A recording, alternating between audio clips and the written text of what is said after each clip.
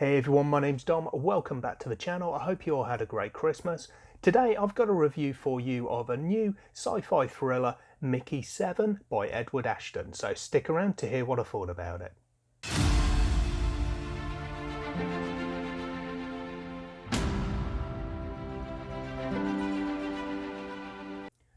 So I first heard about Mickey7 when it was offered out on Twitter for reviewers by the publisher Rebellion, and I thought it looked pretty cool and it sounded pretty cool, so I took a punt on it, and I'm really glad I did because I really enjoyed this.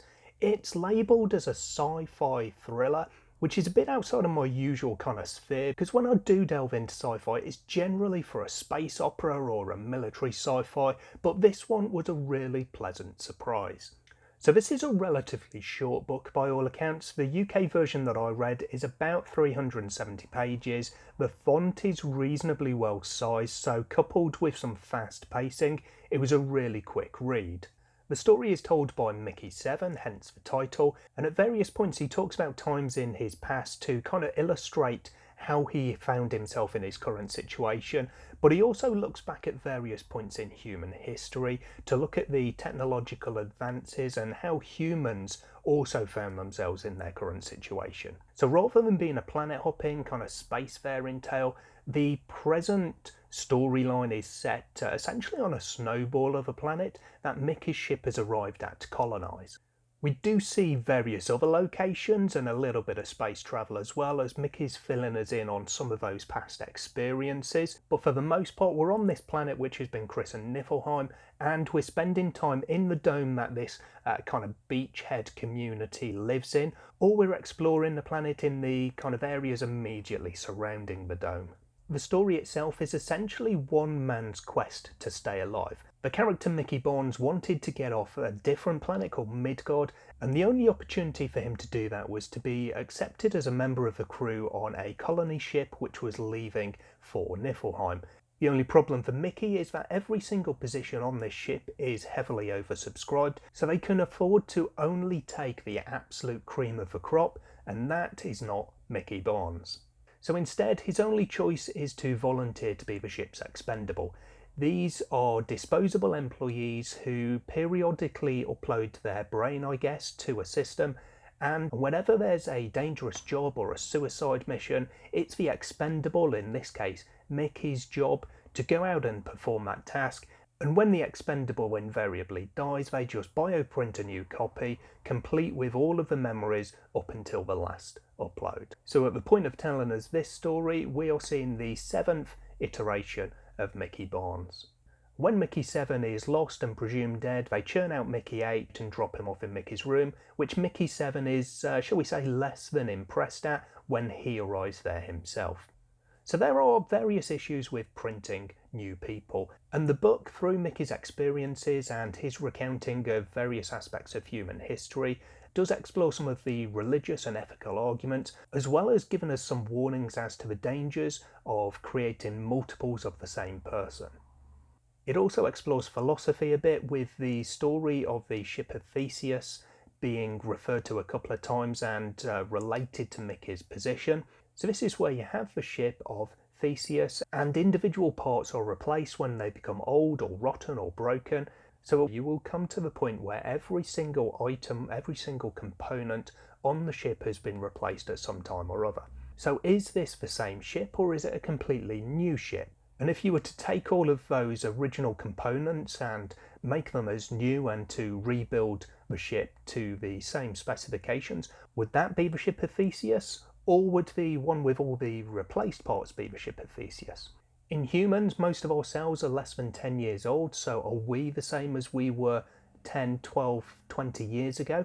And in Mickey's situation, when he's brought back as a new iteration, is he the same person as he was previously? Does it make a difference when you bring personality and the concept of a soul into that equation? Certainly in terms of Mickey7 and Mickey8, there are some differences between the two, and these are explored through their interactions with each other and with the other members of the beachhead team at the Dome. And it does make for an interesting story, with some difficult decisions and some strange situations coming up along the way.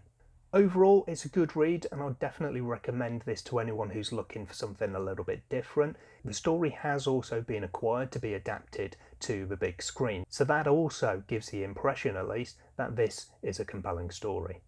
In terms of ratings, I gave Mickey7 4 stars because I really enjoyed it. I was just a little bit torn in a couple of places as to the level of detail that I was reading.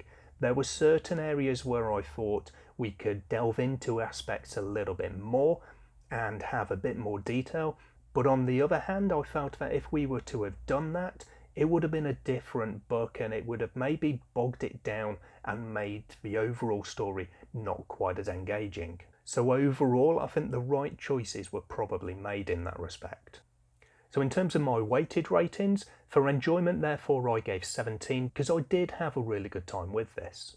For world building I gave 17 as well. Most of this was for the technological aspects of it. We do see a good piece of Niflheim, the kind of the snow planet that Mickey7 finds himself on. We do see the dome, we do see some of the planet itself, and in particular the underground tunnels and some of the native creatures that create those tunnels, which play a big part in the overall story. So although we do see that side of it, the main part for me is the technology, and I really like the exploration of space travel with little snippets thrown in here and there with regard to the advances in space travel and the first colony ships and various beachhead teams that did or didn't survive when they went to colonize a new planet. And I liked looking at some of the things specifically with regards to the cycler, which is on the one hand the mechanism, if you like, whereby we get our new iterations of Mickey when the old one dies, but it's also a way that we get nutrition, for instance. So whilst the beachhead team are having difficulties, especially on this particularly cold planet, whilst they're having difficulties in getting crops to grow, for instance, they need to have a different source of food, and we find that the very base level of this is kind of a slurry, kind of a bio sludge, which as we're reading the story we find out some of the things that go into this sludge,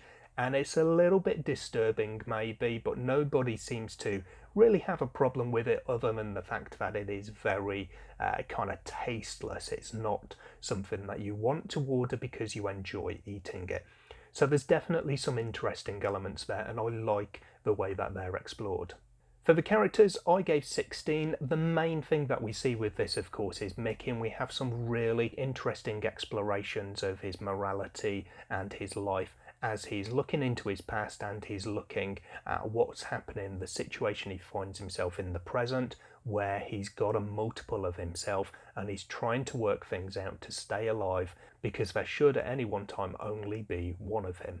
With regards to the other characters, we don't have a vast amount of depth to them, and that's one of those areas where I felt that there could be more, but at the same time this is the story about Mickey, so we're only seeing the other characters from his eyes and his individual feelings towards them. So we have a few that we do get a bit close to, or at least we do see a bit more of, with Nasha and Berto, two of his closest friends, and then Kat joining in and becoming a friend as the story goes on.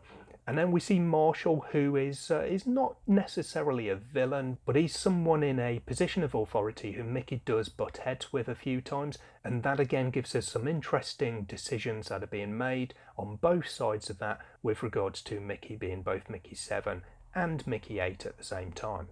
For the plot, I gave 17. This is not a very expansive plot, it's relatively self-contained, but it's more about the exploration of humanity that we see rather than the great events that are happening. So it's definitely more about the characters than the storyline itself. Saying that, I did still enjoy it. There were some good moments in there, and there's definitely a decent plot taking us from A to B whilst we go through this. For the writing style, I gave 6. It was good, the writing itself was fine, I had no problems with it, but it's been in the first person and some of the little elements where you've got the inclusion of optics and text that comes through the optics so you can communicate silently over a bit of distance, that sometimes just looked a little bit weird whilst I was reading through, as it's in a different font and so forth, which I understand and it sets it apart, but overall it just didn't work for me quite as much as it could have done. For the pacing, I gave 4. Overall, it was a very quick paced read, and that was fine. I read it in a couple of days, and generally I didn't feel like it was too quick, although there were a few parts where I felt we could have maybe gone a little bit slower and just given a little bit more information. However, I've already gone through that kind of aspect of it and how I feel that that might have moved us too far in the wrong direction and slowed us down a bit. So 4 for the pacing, which was really nicely done.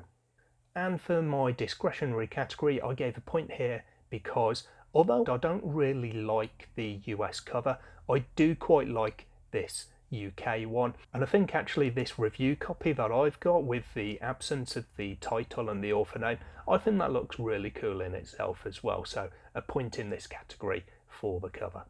So overall that gives Mickey7 by Edward Ashton a score of 78%, which is really decent. It puts it an equal 30th in my long list, which for me is quite surprising because it's not necessarily the type of book that I would generally go for, but at the same time I think it's deserving of that place because the book itself did surprise me and I found myself really enjoying it and getting really engrossed into the story. So there we have Mickey7 anyway. This is released on the 17th of February, so I definitely recommend picking this one up if you're a sci-fi fan because it is a really good short but definitely enjoyable read. So as usual, drop some comments down below, let me know your thoughts about this book. If you're interested in reading it, if you want to hear anything more about it, feel free to ask. I'm always happy to answer questions. Hit the like and subscribe buttons whilst you're down there if you haven't already done so. I'll hopefully see you in another video soon, but until then, as always, take care of yourselves, read some good books. Bye for now.